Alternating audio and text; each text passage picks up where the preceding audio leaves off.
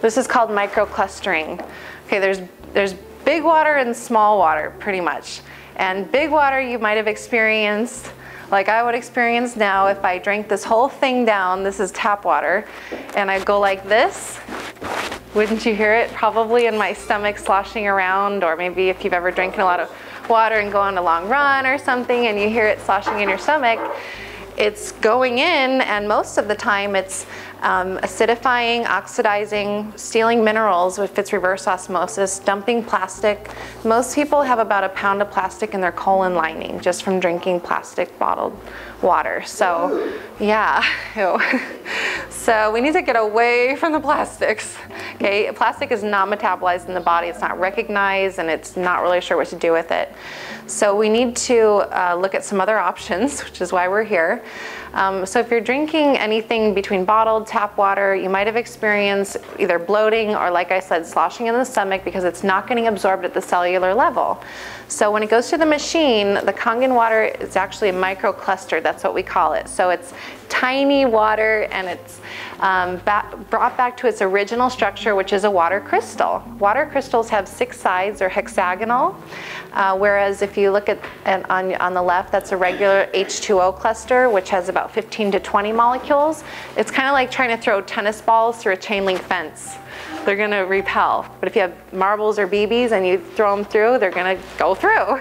And that's kind of what's happening with the water. So I only need 4 of these. I'm going to show you now this is going to show you hydration, a tea bag. Because a tea bag is porous like the inside of your body, like your organs and your muscles and your tissue and your cell and the lining. So you need something that is porous to represent the body. So that's why we use the tea bag. This is just Lipton green tea. So what I'm going to do, I'm going to take some of our tap water, I'm going to put it in here and see if we can make green tea. Usually you have to heat up water to make tea, to make the molecules smaller. But we're just going to use regular water. And you see, this is just like when you're drinking any other water. It's not really getting into the body. See, the tea bag's like confused. It's like, you're supposed to be hot water. I can't do anything. So we're going to go to the Kangen water, and we'll see if we can make tea, which, boom, tea. That's called hydration. So that's what you want. That's it. The tea bag was it for me too. The tea bag was it for me because if you're not getting, it's like eating a bunch of cooked vegetables. It might like look, oh, I'm eating vegetables, but there's no nutrients. Everything's been cooked out of it. There's no enzymes in there. It's not even alive anymore. And you think you're doing something good, like drinking water, but there's a lot of things that are being dumped into you, and so you could be thinking one thing with your mind or reading something, but your body knows the difference. Okay? So I'm going to go back to the tap water, and we're going to see if people say it was a wet tea bag, Lauren. So okay, wet tea bag, tap water. Let's see if we can make tea this time.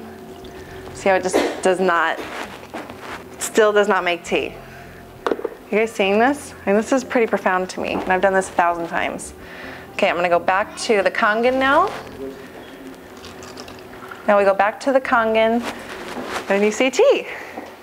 So that's called hydration. That's the part of this that is why it's delivered to the cell. So I don't care if you think you're drinking alkaline water, if it's not getting to the cell and it's not microclustered, it's just taking up space.